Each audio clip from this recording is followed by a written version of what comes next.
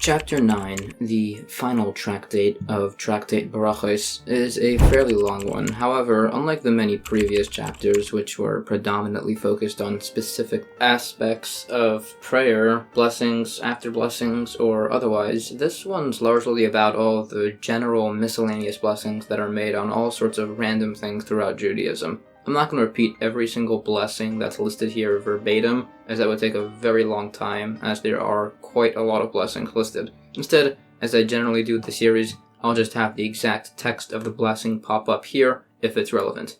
Okay, with that out of the way, let's go to the first Mishnah. There's a blessing said if you see a place where miracles were performed for the Jewish people. There's a blessing if you're in a place where idolatry was uprooted. There's a blessing if you see a shooting star, an earthquake, thunder, strong winds, or lightning. If you see mountains, hills, seas, rivers, or deserts, there's a blessing.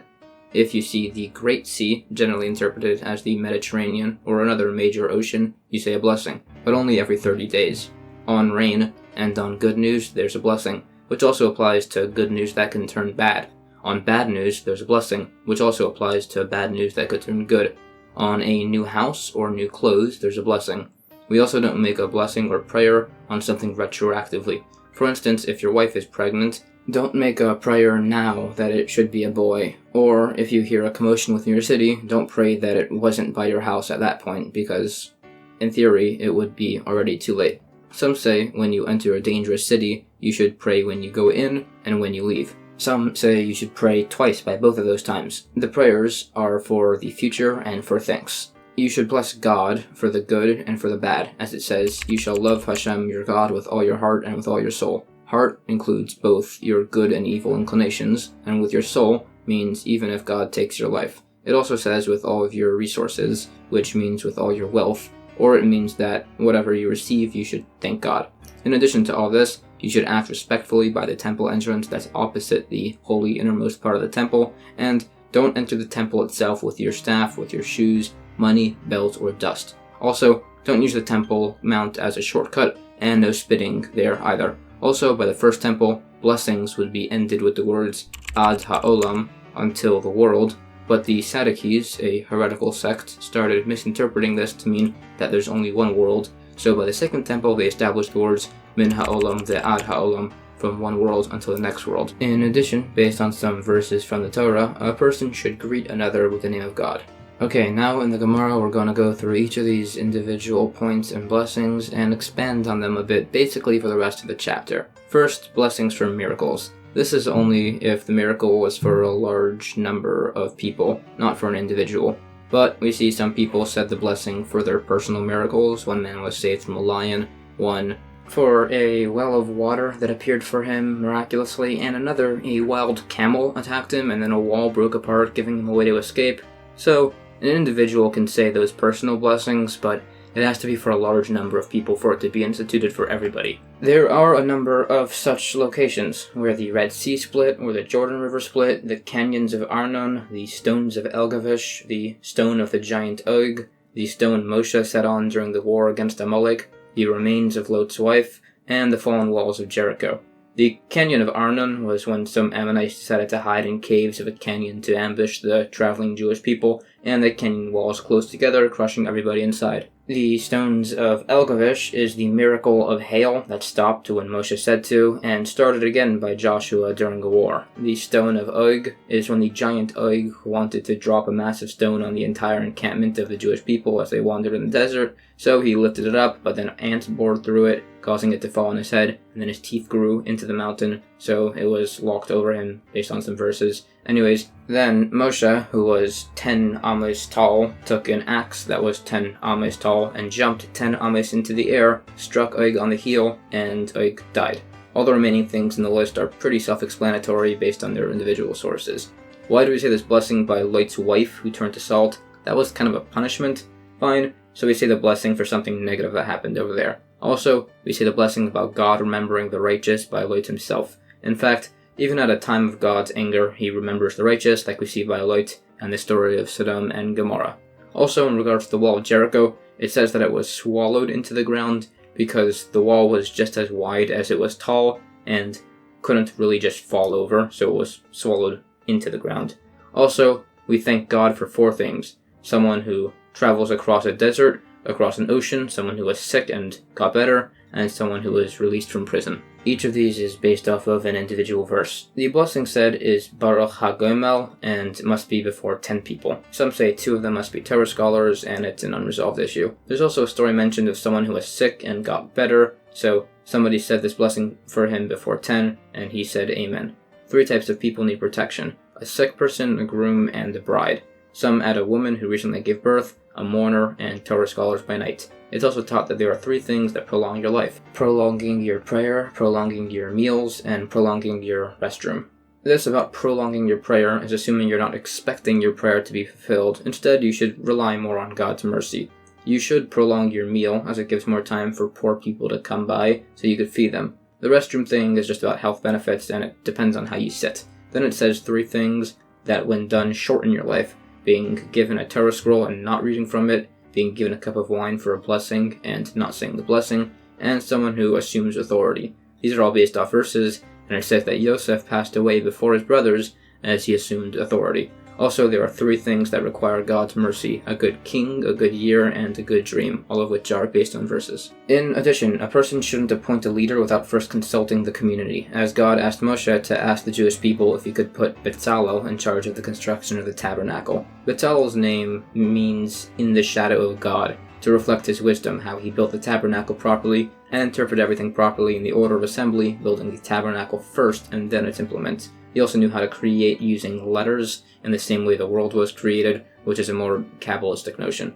Also, it's mentioned in a few sources that God only gives wisdom to wise people. Okay, now a bunch of points on dreaming. This is like the entire next few pages, all about dreams, their interpretations, significance, and otherwise. So, a dream in which you fast is a bad sign. An uninterpreted dream is like an unread letter, meaning it just means nothing. No dream is destined to be fulfilled in its entirety. A negative dream is better than a positive one, as it'll result in you doing more good. If you get a negative dream, the sadness you get from it could suffice as its meaning, and the same applies to a good dream and its joy. Some also say a negative dream is worse than a lashing. Also similar to a wheat mixed with chaff, all dreams have nonsense mixed within. Only some of a dream is fulfilled. For instance, by Yosef and his dreams, his mother was included in them even though she was no longer alive. Also similar to Yosef, your deadline for a dream to be fulfilled is 22 years, based on some math with Yosef's lifetime and the fulfillment of his dreams. Also, a positive dream is never shown to a good person, like King David, and a negative dream is never shown to an evil person, like Achitophel. Some interpret this to mean that others will see such dreams about you. Some say further, as not dreaming is a bad sign, that it means you see good dreams, but you just won't remember them.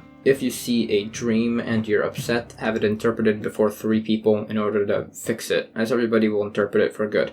They should also say 3 verses about transformation of bad to good, 3 verses of redemption, and 3 verses of peace. There are a few examples of this.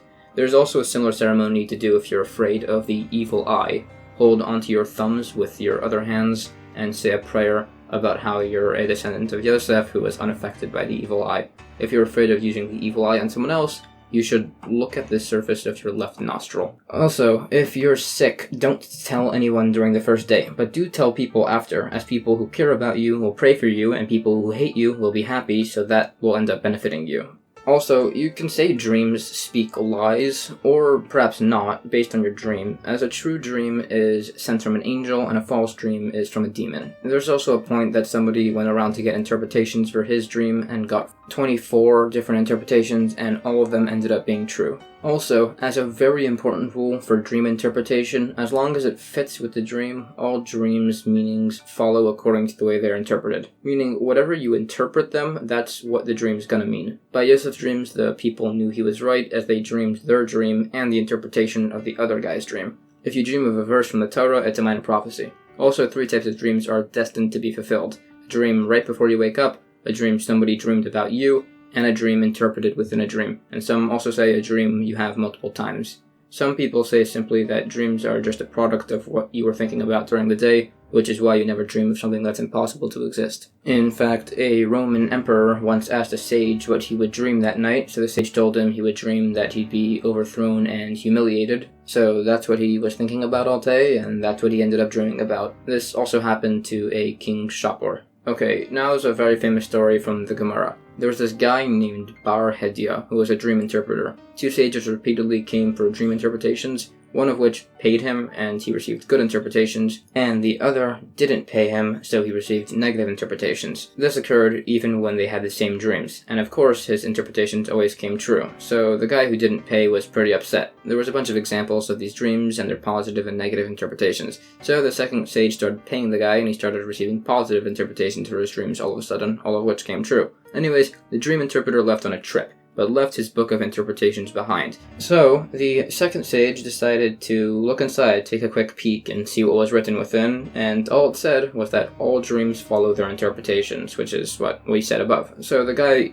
just was giving bad interpretations to people who didn't pay him. So the sage got really upset, particularly as one of the interpretations was that his wife would pass away, which ended up happening, so he cursed the interpreter, who decided to go into exile for his sins. But he didn't really learn from his mistakes, so he went right back to his old practices and ended up predicting for the guy that was in charge of the king's wardrobe where he was staying at, that all of the king's clothes would be eaten by worms, which occurred. So the wardrobe guy was put to death, but before he was killed, he said it was the interpreter's fault. So the interpreter, Bar Hedia, was arrested and executed by his legs being tied between 2 bent cedar trees, and then they cut the rope, tying the trees together, causing the trees to snap back in place and ripping him in half. Then it lists a few more specific dream interpretations. Someone dreamed their jaws fell out of their mouth, and it was interpreted to mean that 2 Roman battalions had planned to attack him and they had died. Someone dreamed that their nose had fallen off, and it was interpreted to mean that wrath had been lifted from them. Someone saw their hands being severed, so it meant that they would become so wealthy that they wouldn't need their hands anymore. Someone saw their legs cut off, and it meant that they would ride on a horse. Someone was told in his dream that he would die in a certain month, and it was interpreted that he would die in glory without succumbing to temptation. Then it lists the story of a Sadducee who came to Rabbi Yishmael with a ton of dreams, and he interpreted all of them. I'm not going to go through every single one, but it was things like who he had cohabited with, somebody he had kidnapped, and where a certain treasure lay. Then it lists a number of other things that are a good sign in a dream. A well is good, and it symbolizes Torah, or life. A river, a bird, and a kettle all represent peace. A gourd, a heart of palm, wax, and a reed are good omens. You should also say some specific verses if you see these things, along with grapes, a mountain, a shofar, a dog, a lion, somebody shaving, a well, a reed, and an ox. The ox is only a good sign if you're riding on it. A donkey in a dream represents salvation. If you see a cat in a dream, depends how the word cat was pronounced where you live, whether it was a good sign or not.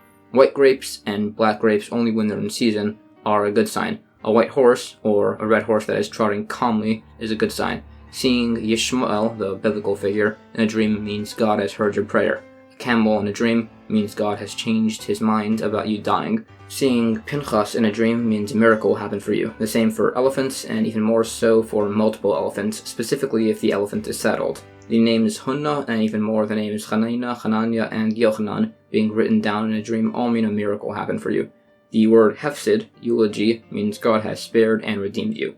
If you say the Amen response to Kaddish in your dream, it means you're assured a place in the world to come. If you say the Shema in a dream, it means you merit to have the divine presence rest on you, but your generation does not merit this. Wearing tefillin in a dream means you will rise to greatness. If you pray in a dream and wake up before you finish, it's a good sign. Also, it gives a big list of people who, if you cohabit with them in a dream, it means certain things, and that also continues about every once in a while throughout the next few pages. Feel free to check those ones up yourself. Wheat in a dream means peace, barley means your sins have left you, vines with grapes means you won't have stillborn children, a branch of a vine means Mashiach is coming, a fig means your Torah knowledge is safeguarded, pomegranates mean your business will be successful, or that you'll get Torah knowledge if you're a Torah scholar, or it just means you'll do lots of mitzvahs. Olives, small ones, will have a successful business. An olive tree means lots of children. Olive oil means learning Torah. Dates means your sins have ended. A goat means your year will be blessed. Myrtle means your assets will do well, and if you have none, then you'll get an inheritance. Some say this is only if the myrtle is attached to the tree. An esrog means you are beautiful to God. A lulav means you have one heart for God. A goose means wisdom. A rooster means you'll have a male child, and multiple roosters means you'll have multiple children. A hen means a beautiful garden and rejoicing. An egg means your wish is held in suspension. If the egg breaks, it means the wish will be fulfilled. The same applies for anything breakable, be it nuts, cucumber, or glassware. Entering a large town means your desires will be fulfilled. Getting a haircut is a good sign. Cutting your hair and your beard is a good sign for you and your family. Sitting in a small boat means you'll get a good reputation. If it's a big boat, then also your family, assuming the boat is lifted up above a wave. Using the restroom can be a good sign. Ascending or descending from a roof means you're going up or down in prominence. Some say not going down. Tearing your garments means a harsh decree against you is being torn up. If you're naked, if in Babylon, it means you stand without sin. If in Israel, it means you stand without good deeds. If a Roman officer seizes you, it means God is granting you protection. If you're placed in chains, it means extra protection. This doesn't apply if it's only rope. Entering a marsh or a forest means you will become the head of a school. There are some stories of this happening to some sages who became the heads of some schools. And they also mention one of them had a bell around his neck which he rang. Letting blood means your sins are prepared to be forgiven. If you see a snake, it means you have livelihood prepared for you. If the snake bites you, it means your livelihood will double. If you kill the snake, it means you'll lose this livelihood. All drinks are a good sign except wine, which varies. By the way, just about every single one of these had a verse alongside it as a source for the implication. Okay, a bit faster now. There are certain Jewish kings which represent good or bad depending on the king. There are prophets who represent good or bad depending on the prophet. There are certain biblical books which represent good or bad depending on the book. By the way, by all these last few, it's listing the individual kings or books or prophets or whatever, but I'm not going to go through every single one of them because, like I said, I'm trying to keep this pretty concise. There are certain sages whose appearance represents certain things. Metal tools represent good signs, except hoes, mattocks, and an axe, assuming the handle is attached. All fruits and vegetables are a good sign, besides for unripe dates or turnips, not attached to their stems. Any color is a good sign besides techeles, which is like kind of sky blue. All birds are a good sign besides certain types of owls. Then it gets a bit sidetracked and lists a bunch of things that are good or bad for the body. Certain foods, washing, etc. Okay, fire is a 60th of Gehenna. Honey is a 60th of the manna. Shabbos is a 60th of the world to come. Sleep is a 60th of death. And a dream is a 60th of prophecy. Also, 6 things are a good sign for a sick person. Sneezing, perspiration, bowel movement, a discharge, sleep, and dreams. Then it goes on for a while longer about certain vegetables and foods that are healthy for a sick person. Then it ends off the thing about dreams, saying a few things that you can see a corpse do that are a good sign, like eating and drinking, or a bad sign, like taking your stuff. Okay, that was a lot. Now we're going back to the original point, which was the next thing you say blessings on, a place you see idolatry was uprooted. It gives some examples of blessings to say, and a number of locations, a bunch of places in Babylon and similar. It also says that Babylon was cursed in many ways, along with its neighboring countries. There's also a blessing to say if you see a giant multitude of Jewish people, which is roughly 600,000. Then there's a few teachings mentioned by this one sage, such as that Adam, to make clothes, had to do a massive process from beginning to end to make them as there was no one to assist him or to buy from. Also, he lists a bunch of things a polite guest does, and things that an impolite guest does. There are also blessings for Jewish sages and Jewish kings and non-Jewish kings. You should also run to see any king, Jewish or otherwise, so you can see the difference between Mashiach and them. It relates a story about a blind sage who did this and listened for when the king came. Then a Sadducee heretic made fun of the sage that he went to see the king when he was blind. So either the heretic's colleagues gouged out his eyes, or the sage looked at him and he disintegrated. There's another story about a sage who wasn't a huge fan of the Egyptians, so it became a whole issue and he ended up killing a guy who was going to tell on him to the Egyptians, so then he said a bunch of prayers. There's a blessing mentioned to say if you see Jewish houses that are inhabited, and one if they are ruined. Then there's a story of some sages who saw the ruins of a massive charity house and mourned, and it was because ever since the destruction of the temple, the houses of the righteous were also destroyed, but they will all be restored by Mashiach's coming. There are some blessings for the graves of Jews and of non-Jews. There's also blessings for seeing your friend after 30 days, and after 12 months. It also says you tend to forget about a deceased person after 12 months. Then there's a story about a person who was disrespectful towards some sages in regards to the blessings when seeing them, and he died. There are also blessings said praising God for his creation of diversity when seeing somebody with freckles, a unique skin color, obesity, a dwarf, and other variations. There's also blessings if you see somebody with a mutilation of some sort. There are blessings for seeing unique animals too. Then we said there's a unique blessing by shooting stars, and it says that if they get too close to certain regions of space, the planet could be destroyed. It also says that due to the specific placement of the planet in relation to the other celestial bodies, it's the perfect temperature, and if it was too far off in one direction, everyone would freeze or boil. It then lists a bunch of the constellations and their names and why they're called by such names. As for earthquakes, it's said that the reason why those occur is when God cries over the struggles of the Jewish people. A sage was actually told this by a necromancer, and he denied it even though the guy was right, because he didn't want people to start listening to necromancers. Some say earthquakes are from God clapping his hands together, or sighing, or kicking the sky. There are a few theories as to where thunder comes from, be it clouds colliding, water and clouds sloshing together, hail breaking apart from the lightning, or the wind blowing through the hollow clouds. The next one was winds, specifically strong winds, which only start during the day and are maximum 2 hours straight. We also say a blessing on lightning, which under certain circumstances can be a bad sign. There's also a blessing said upon seeing a rainbow, although you don't bow by it as some used to, as it looks like you're bowing down to a rainbow. There are a few other blessings said on certain natural phenomena, if it rains all night and the sky is totally clear, although some say that's never happened since the temple was destroyed. There are certain celestial cycles and certain rivers too, and by certain rainfalls. There's some question about if you say the blessing about something good happening if you are the only beneficiary, and whether certain clothes require the blessing for new clothes, such as if he already has similar clothes. There's a bit more on exactly when to say that blessing. Then there's example brought when they say the good news blessing and the bad news blessing. Then we said you don't say a prayer about something that already occurred.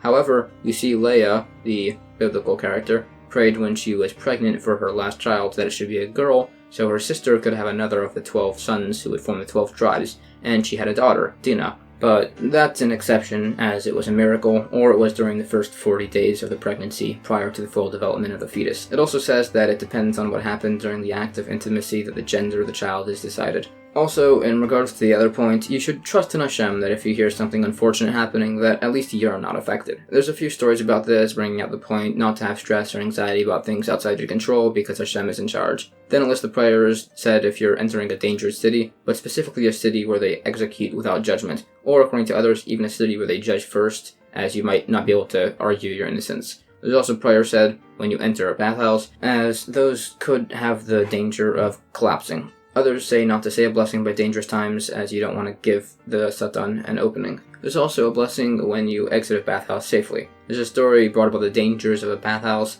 that a sage was inside one, and the floor collapsed. But he miraculously was standing on a pillar, and caught someone with one hand, who caught others, and everybody survived. Then it says some blessings for healing, and some blessings before and after using the restroom.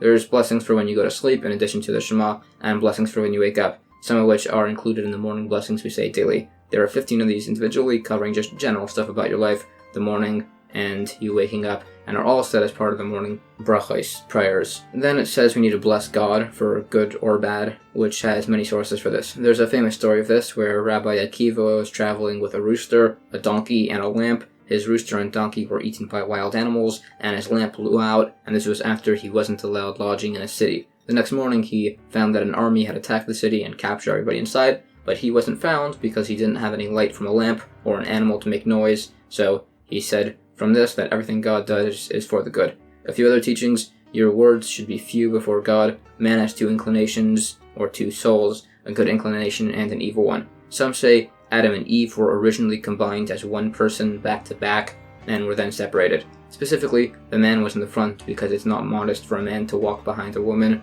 or to generally try to interact with specifically a woman, say at the store, out of desire. There are a few examples of this. It also says man was created last of all the creations, and destroyed first by the flood. Some say Adam had a tail, and Eve was made from that, and the incision was sealed shut.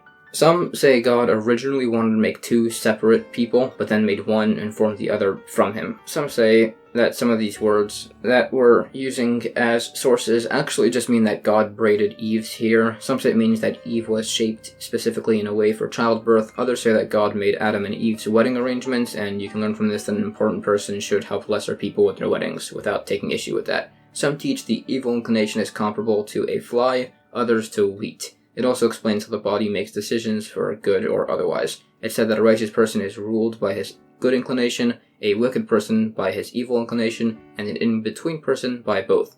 Rava, one of the greatest sages of all time, said he was an in-between person, while others said that that's way too low for him. This conversation on the makeup of the souls and what constitutes a wicked, a righteous, or an in-between person forms largely the basis for the discussions in the Tanya, a central Hasidic text. Some say the worlds were only created for the fully righteous and the fully wicked, the world for the fully wicked, like King Achav, and the world to come for the fully righteous, like Rabbi Chanina ben Dosa. You should know where you stand in this regard. Then it says that you need to love God with all your soul and with all your might, to include both with all your money or with all your body, depending on which is more important to you. Rabbi Akiva said it means even if God takes your soul. A famous story is brought to illustrate this, wherein after the Roman destruction of Jerusalem and the Temple, and after the Bar Kokhba revolt, the Roman Empire outlawed all Torah study, but Rabbi Akiva persisted with his teaching. A guy named Pappos ben Yehuda asked him why he was doing this, so Rabbi Akiva gave him a famous analogy of a fox watching fish in a river flee from fishermen's nets,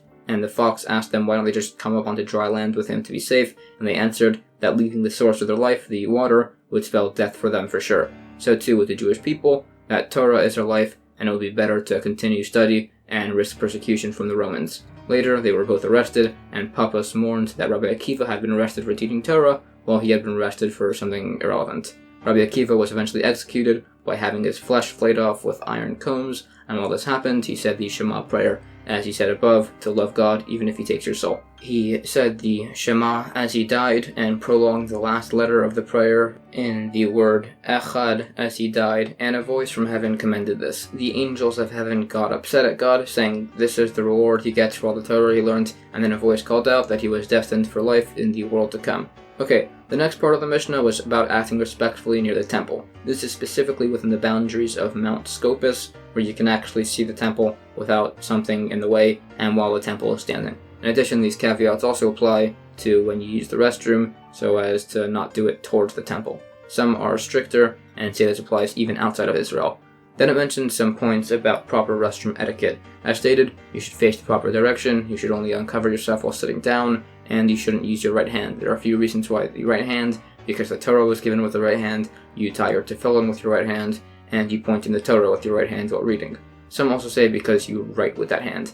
And there's another story where a student was very particular about learning the laws of Torah, so he decided to spy on his teacher to learn about the laws of intimacy, and his teacher got upset at him, so that's something. Anyways, if you're modest in the bathroom, it says you'll be saved from snakes, scorpions, and demons. Some say it means you'll have good dreams. In fact, there was this one bathroom that was haunted by a very powerful demon, but the sages were fine when they went there, as they were modest. Also, they said to end suffering, you do silence and prayer. There were a few customs to fend off bathroom demons. One was to bring a lamb with you, not a goat, as that could be substituted by a goat demon. Some would bring a rattle, and some would have a window that somebody else would have their hand in the room too. There are also very specific places you should use the restroom: behind a fence or in a field, far enough away that no one can see you or where you can't be heard. Bear in mind, this was all before restrooms were properly invented. We are more lenient in other areas of this regard. Just generally be modest in this area. Some say to the point that even at night you go somewhere secluded for this. There was also concern that if you use the restroom in the wrong way, somebody with sorcery could attack you. Some other health points: don't lie down on the ground, don't sit on a beam, and you should sleep and use the restroom by dawn. One person even sold such pieces of good advice for money. Also, when going to use the restroom somewhere, look around to make sure nobody else is there. There's a few other points of modesty in the restroom and just general health advice, along with a quick story that a sage was about to enter a restroom and then a Roman officer pushed him out of the way, and then a snake in there killed the Roman. In fact, it illustrates how even King Saul was extremely modest by using the restroom and entered very far into a cave and covered himself, which allowed David to cut off a piece of his cloth, which resulted in a whole biblical incident. There's a few other explanations on some biblical verses brought here, but that's about that. Back in regards to the temple, one of the things mentioned was that you can't use it as a shortcut. Then, it says not to spit on the Temple Mount, even today, as it's like spitting in God's eye. We're a lot more lenient by a lot of these things in a regular synagogue. You can't, however, use a synagogue as a shortcut, and there's some debate as to which parts are learned from what over here. The next point in the Mishnah was the unique response prayer said in the temple, which is done as you don't say amen in the temple at all. Then we said that you should greet somebody with the name of God, and there's a bunch of verses cited, as it's a bit complicated what exactly our source for learning this is. Some other miscellaneous teachings: if the price of merchandise declines, purchase it. Also, in a place without a man of a needed role, become that man. Another adds that the implication is that if a needed role is filled, don't try to do that also. Also, all Torah principles are implied by the verse: in all your ways acknowledge him, and he will direct your paths. You should also teach your children a clean and ethical craft, such as gemstone cutting. Some more advice: Don't have too many friends in your house. Don't appoint an administrator of your house, as occurred by Potiphar and Yosef. Also, the verses about the sota are juxtaposed to the verses about a Nazarite and about Teruma to teach if you see a sota, you should renounce drinking wine like a Nazarite, as that really was the cause of all those issues. And you should pay your Teruma tithes so you get wealthy and your wife doesn't become a sota. If you accept God whenever you're having issues, you'll have a much greater livelihood. If you weaken yourself in Torah learning, some say even in a single commandment, you'll have no strength during a time of distress. Then there's a story that this one sage, Hanina, began intercalating and making changes to the calendar outside of Israel, which is not allowed. So some other sages went and began ruling like the opposite of all of his rulings to discredit him. And when he finally found out what he had done wrong, he complained about Rabbi Akiva that he had done the exact same thing, but they told him that Rabbi Akiva was an exception, as he's a very great sage, unlike you, and everybody has outgrown you while you left, so you'd better stop what you're doing wrong, or else all of you are heretics. And then everybody got really upset.